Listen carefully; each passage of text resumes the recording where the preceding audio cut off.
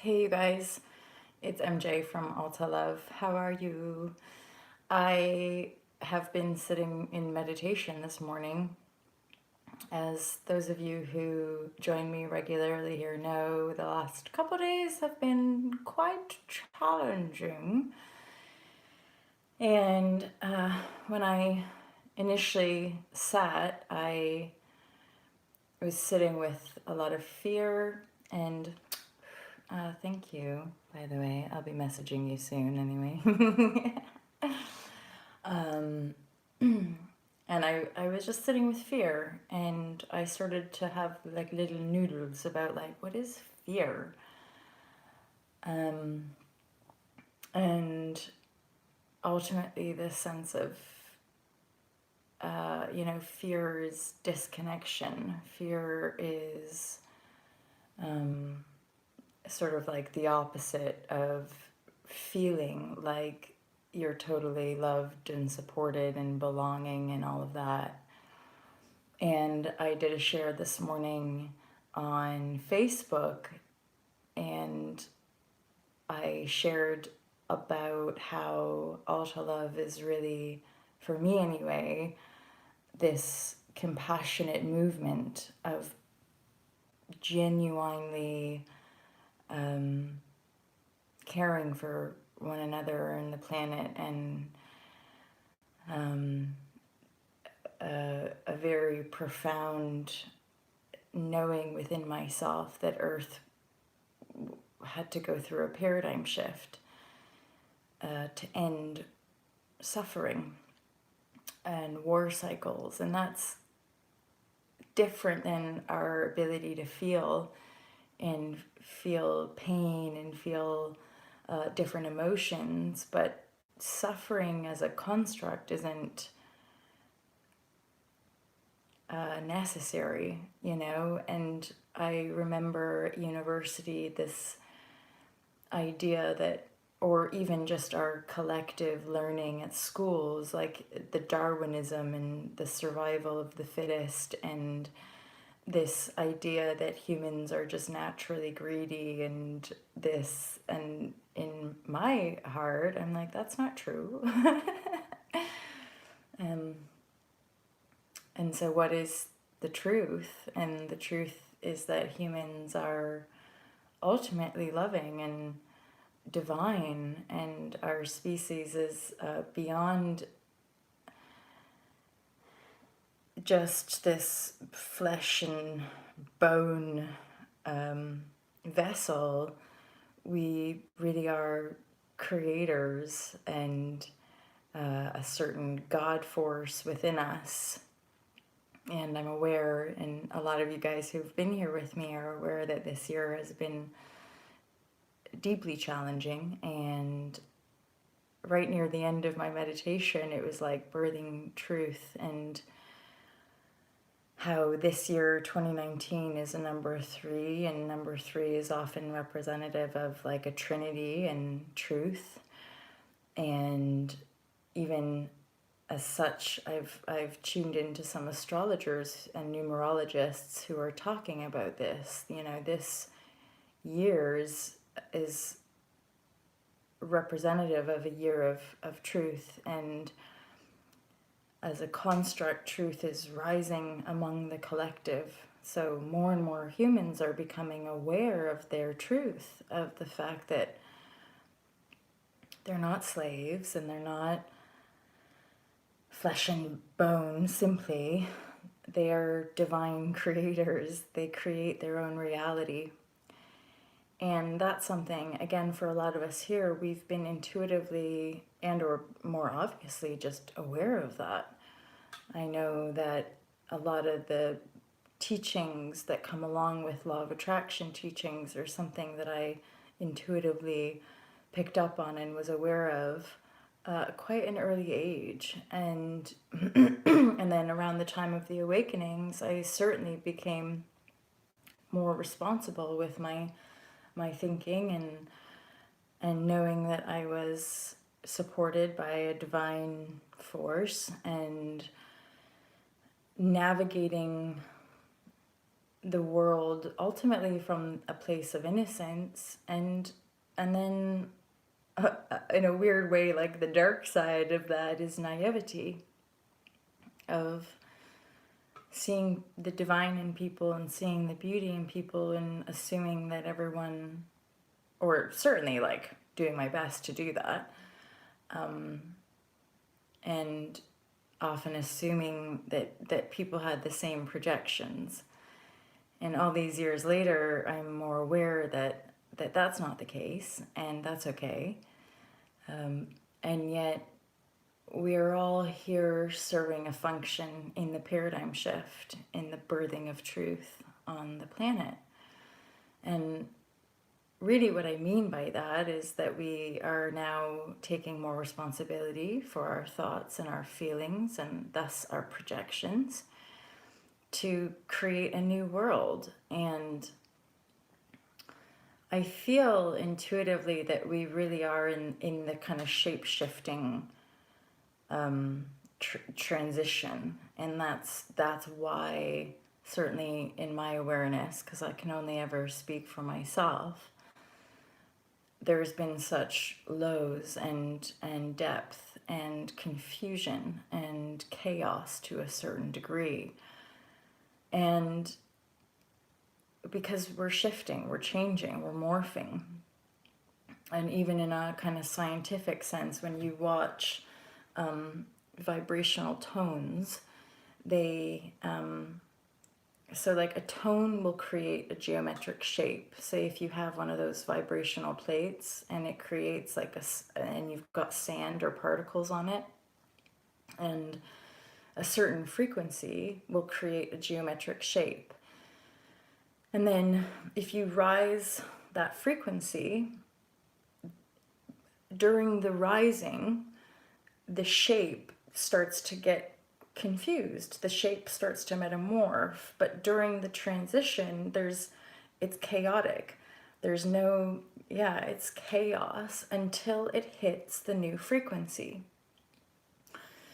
So again, in the world of astrology, because in my perception, we are that too. We are the planets reflecting back. And I had an insight during my meditation. I was like, well, I could not have, at 19, 20 years ago, I couldn't have predicted that the astrology was coming to this point just in alignment with my own path.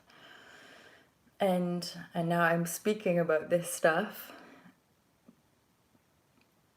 People are talking about the profound alignments of the 2020 astrology. And to me, that is sort of like we're going to start hitting our stride in the new frequency.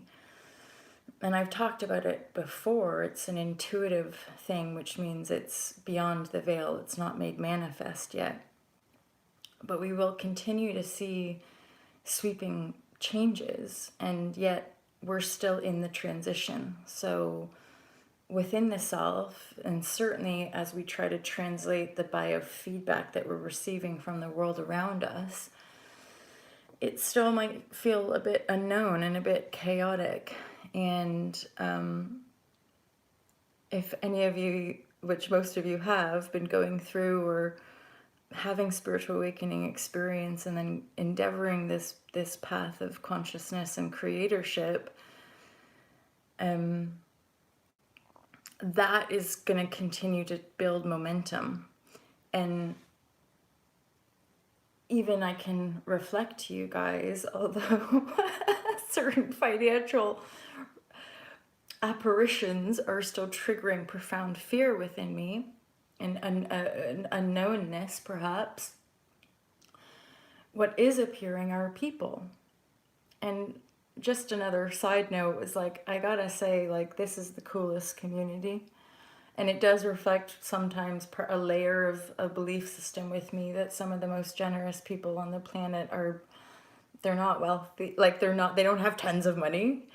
And that's kind of the coolest thing. After I asked you guys to help out and send in donations, I'm like acutely aware that those of you who send in donations, you don't necessarily have big beefy bank accounts and like tons of cash to splash and share. And yet you resonate in a way that definitely reflects me, because I've shared with you guys that throughout my life I just give, because profoundly I felt this sense of benevolence and grace, and that I would somehow always be supported, you know? And yeah, it's all infinity. But isn't that beautiful? And like I've shared with you guys the family in Indonesia that I crowdfunded for, and I went to Lombok and I gave the family the money that we all raised. And recently, I do have to share this with you, by the way, because he's recently sent me some photos of the house, and it is swish. So, you know, our community here has helped, you know, people in the world that really don't have very much at all. He explained to me that he cleans a pool and does a bit of maintenance work, and he makes about 150 rupiah a month, which is equivalent to about like £6 or something. And that just, you know, those sort of things can really put things into perspective. And yet they're the most generous, or some of the most generous people that I've come across. They made me coffee every morning, and they cooked meals for me every night. And these are like delicious Indonesian cooking that, you know, she would make.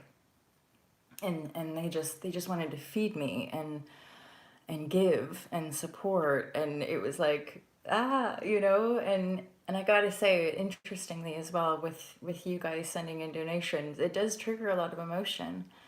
And there's this interesting polarity around, like, especially when I'm not like on top form, but like, you know, sending in £11 or £20 or £60, and then there's like this weird part of me of like, I don't deserve it. And yet that's the beauty of it, is that there's still these trigger points of unworthiness and shame for asking for help, or and that I can trace that back to my childhood of which some of you guys might resonate with, but like being surrounded, in my upbringing, being surrounded by people with Jamie, you're awesome. I went to, or grew up in a town that was fairly affluent, and then we went to school. I went to school and was surrounded by a lot of like doctors and lawyers and then millionaires and really, really wealthy families. And I, in my family, felt like I had to try to like keep up, and so like, but then inside our house there was always like financial strife and struggle, and sometimes not knowing if mom was going to get through the day, because she suffered with depression. And all of my friends had mom and dad at home and had a fair amount of financial stability, or a great amount of financial stability, and I had to kind of hide the pain and the suffering that I was going through. It was more obvious to some of my intimate like friendships. And it's funny, I went to a wedding a few years ago with some of these people, and one of the moms was like, so how's your mom doing? And you know, this is like another reason why I do what I do. And I thought to myself, wow, you never extended yourself. So all you adults knew that my mom was struggling and having a really hard time, and that my sister and I were having a hard time, and you just ignored it, you know? And then 20 years later, you're asking me how my mom is doing? You know, we probably could have used some help then, but... So yeah, there's this sort of weird shame around poverty, and in our culture anyway, and definitely in spiritual circles and law of attraction circles and privilege circles, there's a huge amount of shame and worthiness around financial strife and struggle, and vulnerability of like not having, and but trying really hard to keep it together. And that, that was part of for me, from the age of about 5, just trying to keep it together. And yeah. And so here we are in 2019 in a number 3 with a great, much more awareness in the human collective. And I mean, that's part of, I would say, my gift is to discern and deduce and disseminate and use different language and words to describe what's happening to us. And a lot of people in spiritual communities, and this community included, use the expression ascension. I would say there's a polarity to that, because on another angle, it's actually a descension. We're our soul and our higher aspects, our broader aspects, our multidimensionality is descending to earth, to land, to embody here. And yet, from the human 3D perspective, that is an ascension process, because we're elevating our beingness. We're evolving our genetic coding and our DNA structure to, in essence, recreate the world as we know it. And that's part of surrender. That's why one surrenders to a greater energetic awareness. It's that one singular entity as an individual person, there's no way that I could make sense or know in a mental construct how is this going to look, how is this going to happen. I don't know, because I can't, and nor do I have a will or desire to control what other humans, my brothers and sisters, what they're thinking and feeling about the world that we live in. It's only through this continual evolution of our species, of this planet, through this infinite cosmos, as we integrate and embody the teachings of know thyself, thine is the kingdom, the truth shall set you free. Thine is the kingdom, which means the world that we're seeing and perceiving is our own reflection, and yet we are one body. We are one in our energy, in our God source. And so it's ultimately, to me, down to us being as responsible as we can in vibrating love, compassion, and empathy. And for some of us, that's just been our natural, that's how we embodied here. We embodied as empaths. We embodied as compassionate creators. And this wormhole that I've sort of been tunneling through, certainly in the last 3 years, of really anchoring into my like divine purpose and soul purpose, in the polarity of having a brand and publishing a book and having merch and all this stuff and keeping myself up with all of it, that the polarity of that is that I've also had to own and transform some of the most challenging situations in my life.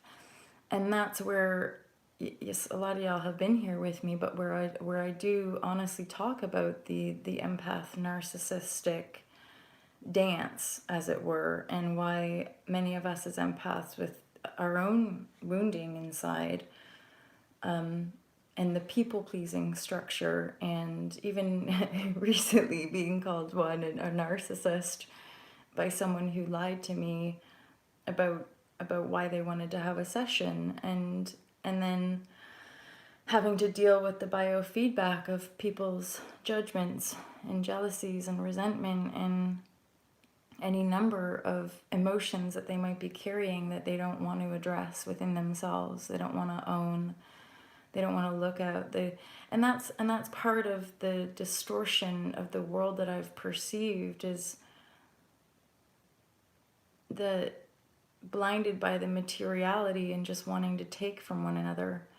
And ultimately that is part of the teachings here. It's that when we start to make the transition, it really is about making a transition of giving.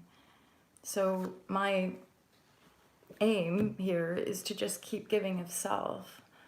That's giving the truth of my heart in any given moment, being honest about the depth of my own existence, and at the same time the frivolity and the illusion of it, the great mystery, the great paradox of our existence, and how can we hold space for the embodiment of that knowing, and at the same time channel and focus our mind and our energy to birth something more beautiful, something more harmonious, something that is tangible as well.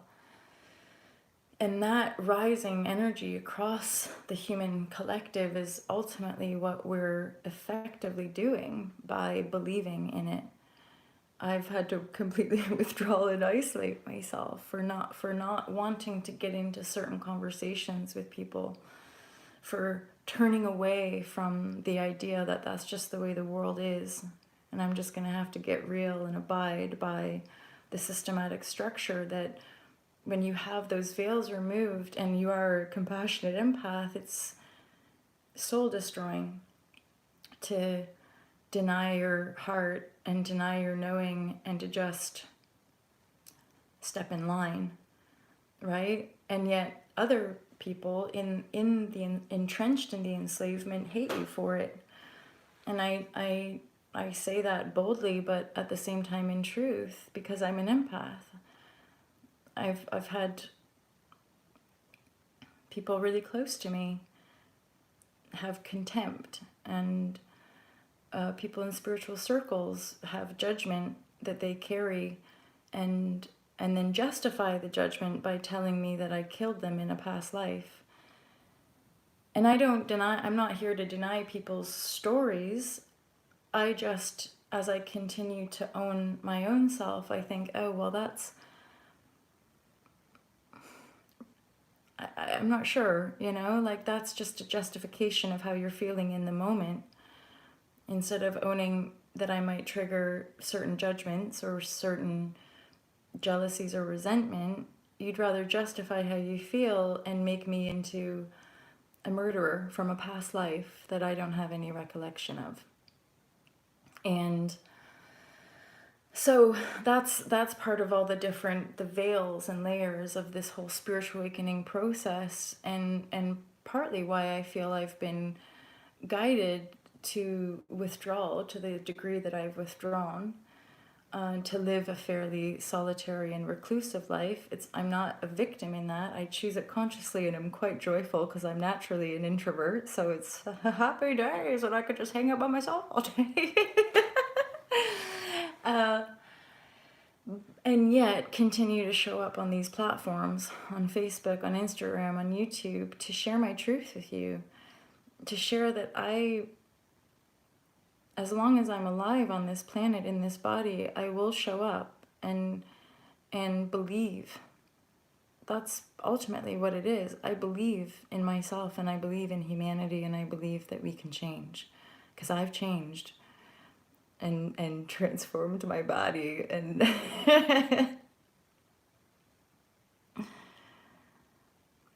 Andy P. Well, that's part of it. And that, again, as an empath, that impacted me.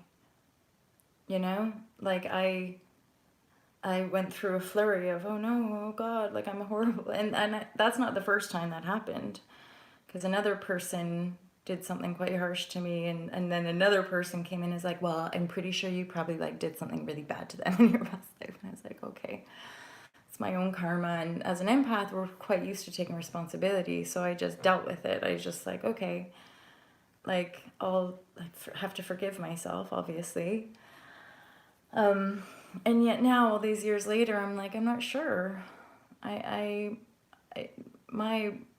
own memory of past life existences on this planet, I am aware of enslaving people to build stuff in different civilizations.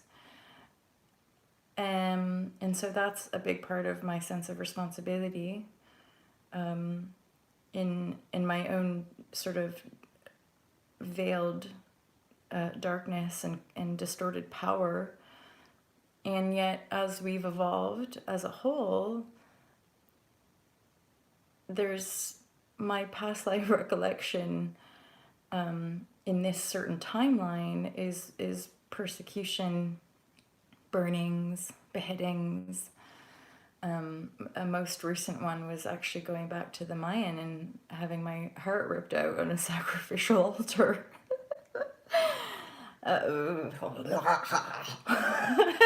So, but I don't, in those memory banks, that's my fear to heal. That's my own projection and construct to heal. I'm not going back or having those memories so that I can point fingers at people who are making me feel bad here now. I'm not responsible for other people's actions or feelings. I can only be responsible for my own. And ultimately, and this is also why I'm such a I really appreciate Eckhart Tolle's teachings, is that it's here now. So if I'm making you feel bad here now, it's the here now that you can address why that might be the case, not justify the here now by some past life. Yeah, that was a big fearful. I think I'd been veiling that for quite a while, because it's I recognize it too because of things I've seen in the media that troubled me so deeply. And then that's also the womb healing that Jamie helped me with recently. Was part of our debt-based economy is a veiled darkness aspect of sacrificial ritual, and it's deeply distorted, and it came in within the 26,000, 13,000, and 2,000 year construct timeline that we're reunifying here now. And that, I'm going into broader aspects here, but that is a recognition of our multidimensionality. It's here now that we have to heal those wounds. And they're dark, and or dense and painful and uncomfortable. And for whatever reason, we're having to bear witness to evolve ourselves, to own the depth of our brutality and our distortion and our darkness and our separation on various timelines, on various dimensions, on various earthly and multi-planetary and galactic wars that we've been a part of, and to anchor in our angelic God force to make this shift a reality in our manifested form. And then that's the polarity. The deeper we go in the healing of our multidimensional selves, the more we actually embody the angelic kingdom. Because there is, in one breath of seeing my fucking heart in front of me, this swing was then also seeing my own angelic form with wings and everything. Right? And I'm sitting here randomly getting an insight about how most of us here sit in the Galactic Federation, in the here now present. That there is a federation of light having meetings up there in this galaxy, and that most of us are sitting in that place, assisting ourselves and one another in making sense of this. Yep, you have to acknowledge that a wound exists before you can begin to treat it, for sure, for sure. And the beautiful thing with this awareness, I would say, is that it does really all start to make sense. The broader our awareness expands, because then we can contain the perception of linearity from the broader construct of cyclical spiraling expansion, and understand that we've chosen the linear construct as experience. And again, we can't expand our light force without endeavoring deeper layers of darkness, as it were. And the darkness is simply a veiled awareness. It's a limited awareness, and a fearful one at that, disconnected in separation. And the fundamental part of my awakenings and knowing was that that's the core wound in our humanity. The core wound of our humanity is separation, thinking that the world is separate from you rather than you, your own projection. And I would say that's part of the so-called light worker movement, or the greater awareness of empathy in a construct of a narcissistic system. We live in a world very obviously right now where narcissists are running the world. The people that don't have that awareness, and they're playing the part of the president or playing the part of the leader to assuage and deny their own pain, or to run away from their own pain. And I know we've talked about this, but a lot of us as the empaths can actually feel those wounds. And regardless of their chronological age, there's a recognition of a very traumatized little boy. And so right now I'm just getting this sense of all we can do is hold space. Thank you.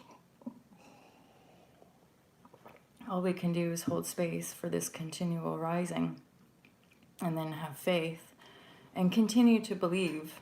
Again, part of my Arian, I am Sun Aries. I watched something yesterday that was just like, holy shit balls, like that's me. I just balls out. I'm like, I'm just gonna fucking keep going. Like, regardless of the circumstances, and regardless of the pain that I might endure inside myself, pardon me, I have to keep going, because part of nice one, Divine Sight shared K Patch's most recent, share, and he did Chiron and Aries and the wounded healer, and like the Aries just being like, fairly aggressive, which that people have seen my anger, people who have crossed me.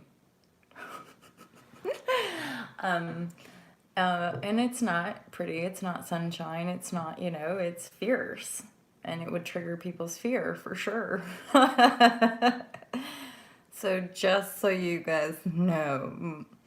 But then I say that, holding space for myself and other, because that's been what I've been guided to in the last 7-year cycle, was being a yoga teacher in healing environments and retreat environments where I just hold space for people to feel whatever they feel, and to allow them to feel that, without trying to fix them or give them some answer that I don't have for them, right? Because they're their own creator. But all of it's just been a genuinely guided path. And part of the natural sort of healing capacity of the empath is just to allow people, accept people, love people, Yes. See, that's a really nice recognition, E. Divine Sight and I have been talking about, and yes, I agree, FYI, and Jamie knows this, but Divine Sight will continue to share her story and make more videos. Not to force that upon you, but I also would like to hear more about her story. But we've been talking about sort of collaborating and hosting talks with the two of us, sharing, and just that as part of my vision from 2 years ago. I did envision All to Love TV expanding and sharing more people's stories, and doing interviews with people, which I started in 2017, and then a whole bunch of chaos happened and it redirected me. And now we're 2019, and the same things are coming back, but in a much more aligned and prosperous and sort of benevolent way, because there's a greater sense of harmonic exchange between the new energies that I've attracted in, and I've had a great amount of learning over these last 2 years. So you guys, I'm gonna shoot off. That's my cue. I've had a lovely cue to sign off today.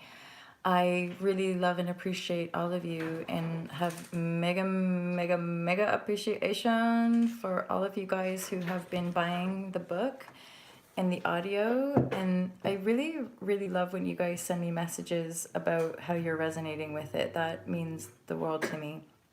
And for those of you who are sharing stuff on YouTube and Facebook and Instagram, and just your gentle encouragement, and of course your ongoing donations, which continue to help me grow Out to Love and expand the mission.